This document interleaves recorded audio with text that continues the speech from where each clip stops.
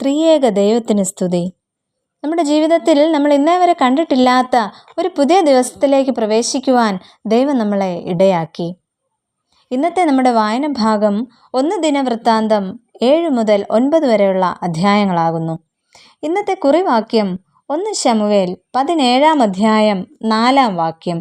ഗോല്യാത്ത് എന്ന ഒരു മല്ലൻ പുറപ്പെട്ടു. രാക്ഷസ സമാനമായ ശരീരവും യുദ്ധമുറയിൽ വീരനും ആയിരുന്ന ഒരു മല്ലനായിരുന്നു ഗോല്യാത്ത്. ഗത്ത് പട്ടണക്കാരൻ ആയിരുന്നു. ഏകനായി നിന്ന് യുദ്ധം ചെയ്യുവാൻ ആരെയും വെല്ലുവിളിക്കുവാൻ പ്രാപ്തനും ആയിരുന്നു ഗോല്യാത്ത്. 1 ശമൂവേൽ 17 അധ്യായത്തിൻ്റെ 4 മുതലുള്ള വാക്യങ്ങളിൽ നമ്മൾ കാണുന്നത് ഗോല്യാത്ത് 6 മുഴവും 1 ചാണും നെടുപ്പമുള്ളവൻ ആയിരുന്നു. അവന് തലയിൽ ഒരു താമ്ര ശിരസ്ത്രം ഉണ്ടായിരുന്നു.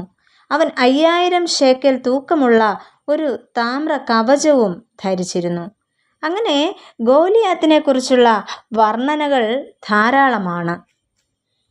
എന്നാൽ ഗോലിയാത്ത് ഇസ്രായേൽ ജനതയോട് പറഞ്ഞത് ഇപ്രകാരമായിരുന്നു: എന്നോട് അംഗം പൊരുതി എന്നെ കൊല്ലുവാൻ പ്രാപ്തനായാൽ ഞങ്ങൾ അഥവാ ഫെലിസ്ത്യർ നിങ്ങൾക്ക് അടിമകളാകും.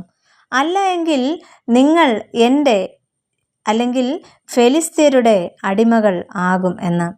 40 ദിവസവും മുടങ്ങാതെ ഇസ്രായേൽ ജനതയ്ക്ക് നേരെ നിന്ന് ഇത്തരത്തിൽ ഗോലിയാത്ത് വെല്ലുവിളിക്കുക പതിവായിരുന്നു. എന്നാൽ ഇന്ന് നമുക്ക് ഗോലിയാത്തിൻ്റെ പതനത്തെക്കുറിച്ച് ചിന്തിക്കാം. ഒന്നാമതായിട്ട് ഇസ്രായേൽ സേനയെ നിന്ദിച്ച വ്യക്തിയായിരുന്നു ഗോലിയാത്ത്. 1 ശമൂവേൽ 17 അധ്യായത്തിൻ്റെ 10 11 വാക്യങ്ങളിൽ ഇപ്രകാരം കാണുന്നു: ഫെലിസ്ത്യൻ പിന്നെയും, ഞാൻ ഇന്ന് ഇസ്രായേൽ നിരകളെ വെല്ലുവിളിക്കുന്നു. ഞങ്ങൾ തമ്മിൽ അംഗം പൊരുതേണ്ടതിന് ഒരുത്തനെ വിട്ടുതരുവിൻ എന്ന് പറഞ്ഞു. ഫെലിസ്ത്യൻ്റെ ഈ വാക്കുകൾ ശൗലും എല്ലാ ഇസ്രായേല്യരും കേട്ടപ്പോൾ ഭ്രമിച്ച് ഏറ്റവും ഭയപ്പെട്ടു. ഈ നാളുകളിൽ തൻ്റെ സഹോദരന്മാരുടെ ക്ഷേമ അന്വേഷണത്തിന് എത്തിയ ദാവീദ് ഫെലിസ്ത്യ മല്ലൻ്റെ ഈ വാക്കുകൾ കേൾക്കുവാൻ ഇടയായി. അങ്ങനെ ഈ വാക്കുകൾ കേൾക്കുവാൻ ഇടയായ ദാവീദ് ഇപ്രകാരം പറയുന്നു: ജീവനുള്ള ദൈവത്തിൻ്റെ സേനകളെ നിന്ദിപ്പാൻ ഈ അഗ്രചർമ്മിയായ ഫെലിസ്ത്യൻ ആർ എന്ന് ചോദിക്കുന്നു.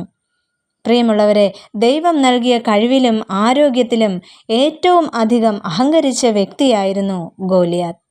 അതുകൊണ്ട് തന്നെയാണ് ഇവിടെ ഇസ്രായേൽ ജനതയെ ഗോലിയാത്ത് നിന്ദിക്കുന്നത്. അതുമാത്രമല്ല, ദാവീദിനെയും ഗോലിയാത്ത് നിന്ദിക്കുന്നതായിട്ട് നമുക്ക് കാണുവാൻ സാധിക്കും. അങ്ങനെയെങ്കിൽ ഇസ്രായേൽ സേനയെ ഒന്നാകെ നിന്ദിച്ച വ്യക്തിയായിരുന്നു ഗോലിയാത്ത്. അങ്ങനെ ഇസ്രായേൽ ജനതയെ ഗോലിയാത്ത് നിന്ദിക്കുമ്പോൾ ഇസ്രായേല്യരുടെ ദൈവവും അവിടെ ഒരു നിന്ദാപാത്രമായി തീരുന്നത് നമുക്ക് കാണുവാനായിട്ട് സാധിക്കും.